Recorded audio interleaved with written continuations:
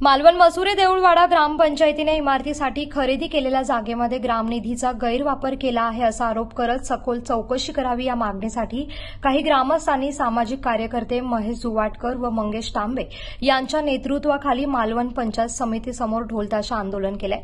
पंचायत समिती आवारात केलेल्या या आंदोलनामुळे प्रशासन आणि ग्रामस्थ आमनेसामने आले होते।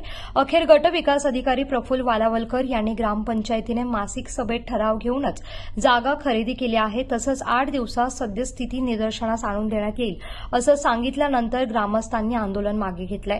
ग्रामपंचायतीने नवीन इमारत बांधकामासाठी ग्रामनिधीतून गैरव्यवहार केला असून सर्वे नंबर 133 हिस्सा नंबर 29 ही जमीन खरेदी खताने खरेदी केली आहे। त्यासाठी ग्रामनिधी फंडाचा गैरवापर केला असून त्या गैरव्यवहार झाला आहे। त्याची चौकशी करावी अशी मागणी ग्रामस्थांकडून होत आहे।